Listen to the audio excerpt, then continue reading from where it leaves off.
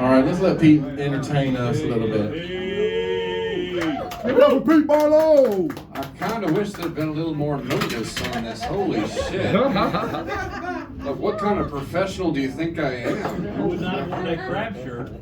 You know what? One quick note about the shirt. I bought this because I was like, hey, everybody, I've got crabs. There we go. That got a laugh. Holy shit. I was reaching for the bottom of the barrel on that one and it worked. Holy fuck. I do also realize it kind of says I have cancers, so that like kind of kills the mood a bit. Okay, that still got a laugh. Boom. Damn. I'm so glad I came up here for now. It's your astrology major. Exactly. Now, folks, the only joke I thought of with this week's, once again, truly inspired topic of introverted dogs in a dog park. Now, I did think to myself, I don't own a dog, but I am a human and I'm very introverted. So I thought to myself, like, what would life be like if I were this dog? And if this joke totally bombs, I've got some hurricane jokes I'll tell. Don't worry. Now, I think to myself, like, okay, like, I'm kind of pee shy. I know this because I'm in the Army and I have to pee in a cup every couple of months. So, like, do dogs get pee and poop shy? Yes. Like, I just feel like there's the introverted dogs just like, they're all looking at me. It's like, oh, it's because they live out here. And it's like, okay. Anyway, let's move on to hurricane jokes. Did you guys? Wow! Did you guys know there was a hurricane that hit Augusta recently? I know, right? How crazy is that? Hurricane Helene. Wow, that is just the douchiest name for a hurricane ever. Like, you know, if Helene were a person, she'd be like, it's not Helen, it's not Helena, it's Helene. We're all just like, shut the fuck up, Helen, you're the fucking worst.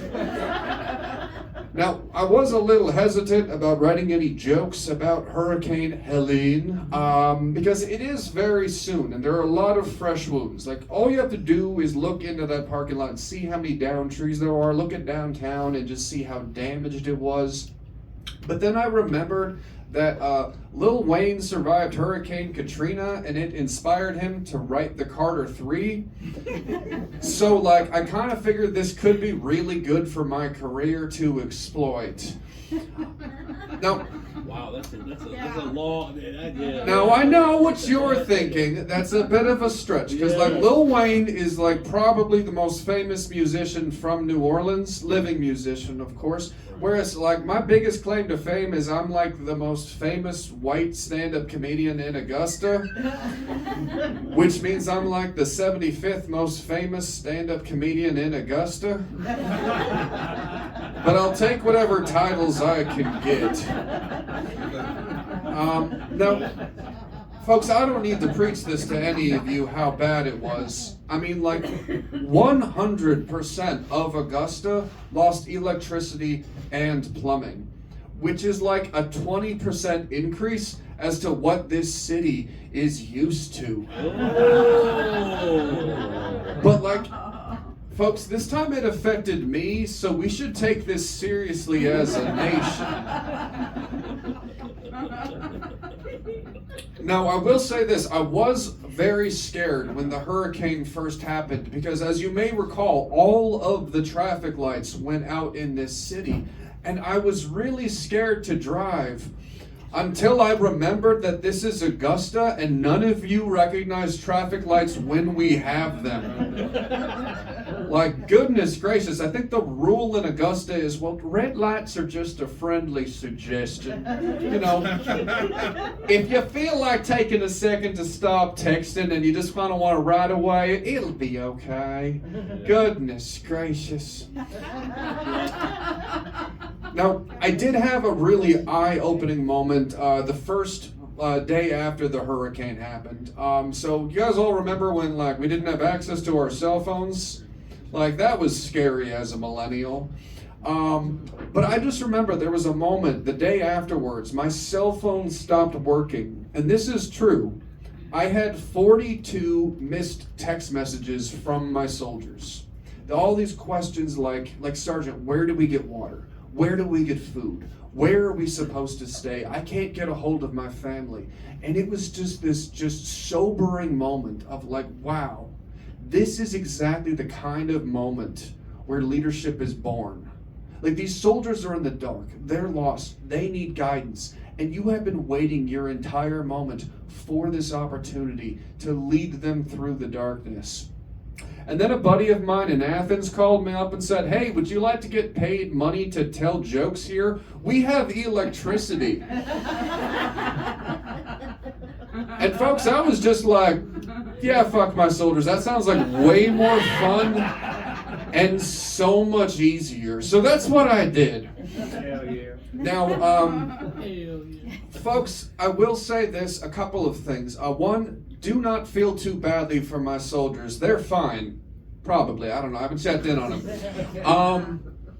Like, the biggest concern that they had was, like, I did exaggerate a bit with the whole drama thing, because, like, 99% of the questions they had for me were, Sergeant, do we have to go to work on Monday?